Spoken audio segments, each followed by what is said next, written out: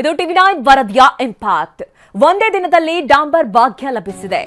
ನೋಡಿ, 3 ತಿಂಗಳಲ್ಲಿ ಗುಂಡಿ ಬಿದ್ದಂತಹ 3 ಕೋಟಿ ರಸ್ತೆ ಅನ್ನೋದು ವರದಿಯಾಗಿತ್ತು. ಟಿವಿ9 ನಲ್ಲಿ ಸುದ್ದಿ ಪ್ರಸಾರವಾಗ್ತಾ ಇದ್ದಂತೆ ಗುತ್ತಿಗೆದಾರರು ಎಚ್ಚೆತ್ತುಕೊಂಡಿದ್ದಾರೆ. ಗುಂಡಿ ಬಿದ್ದ ರಸ್ತೆಯನ್ನ ಸರಿಪಡಿಸೋದಕ್ಕೆ ಕಾಂಟ್ರಾಕ್ಟರ್ ಮುಂದಾಗಿದ್ದಾರೆ. ಮಂಡ್ಯದಿಂದ ಪಾಂಡವಪುರದವರೆಗೆ ಸಂಪರ್ಕ ಕಲ್ಪಿಸುವಂತಹ ರಸ್ತೆ ಇದು.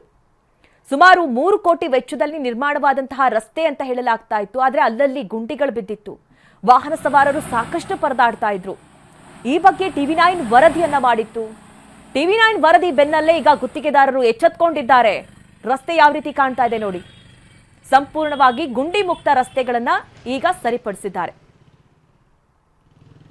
ಟಿವಿ9 ವರದಿ ಬರ್ತಾ ಇದ್ದಂತೆ ಕಾಂಟ್ರಾಕ್ಟರ್ ಕೂಡ ಕೆಲಸವನ್ನ ಮಾಡಿಸಿದ್ದಾರೆ. ಎಲ್ಲೆಲ್ಲಿ ಗುಂಡಿ ಆಗಿದೆ, ಏನೆಲ್ಲ ಪ್ರಾಬ್ಲಮ್ಸ್ಗಳಾಗಿದೆ ಅದೆಲ್ಲವೂ ಕೂಡ ಸದ್ಯ ಸಾಲ್ವ್ ಆಗಿರುವಂತದ್ದು.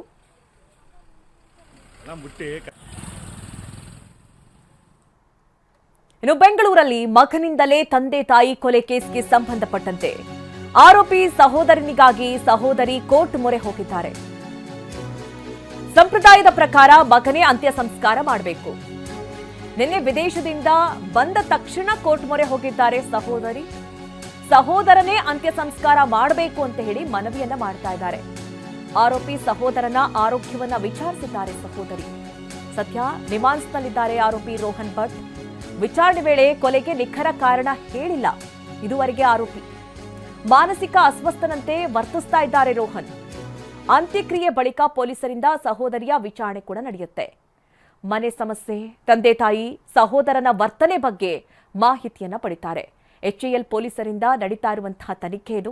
ನೋಡಿ, ಇದೊಂದು ಘಟನೆ. ಏನು ರೋಹನ್ ಭಟ್ ತನ್ನ ತಂದೆ ತಾಯಿಯನ್ನೇ ಕೊಂದಿದ್ದ, ಆತನನ್ನ ಪೊಲೀಸರು ವಶಕ್ಕೆ ಪಡೆದಿದ್ರು. ಸದ್ಯ ಆತನನ್ನ ರಿಮಾಂಡ್ಸ್ನಲ್ಲಿ ಇರಿಸಲಾಗಿತ್ತು.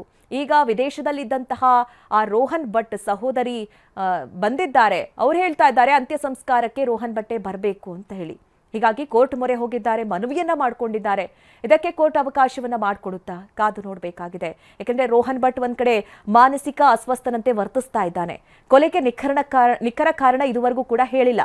ಒಂದ್ ಕಡೆ ತಂದೆ ತಾಯಿ ತನ್ನನ್ನ ನೆಗ್ಲೆಕ್ಟ್ ಮಾಡ್ತಾ ಇದ್ರು, ಅಥವಾ ಅಕ್ಕ ಜೊತೆ ಕಂಪೇರ್ ಮಾಡ್ತಾ ಇದ್ರು, ತನ್ನ ಸಹೋದರಿಯ ಜೊತೆ ಕಂಪೇರ್ ಮಾಡ್ತಾ ಇದ್ರು. ಇದು ತನಗೆ ಇಷ್ಟ ಆಗ್ತಿರ್ಲಿಲ್ಲ ಅನ್ನುವಂತಹ ಮಾತನ್ನ ಹೇಳ್ತಾ ಇದ್ದ.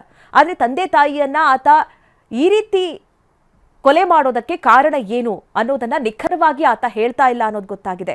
ಹೀಗಾಗಿ ಇದೆಲ್ಲ ಅಂತ್ಯ ಸಂಸ್ಕಾರದ ನಂತರದಲ್ಲಿ ಪೊಲೀಸರು ಈ ರೋಹನ್ ಭಟ್ನ ಸಹೋದರಿಯನ್ನ ಕೂಡ ವಿಚಾರಣೆಗೆ ಒಳಪಡಿಸ್ತಾರೆ ಅನ್ನೋದು ಗೊತ್ತಾಗ್ತಾ ಇದೆ.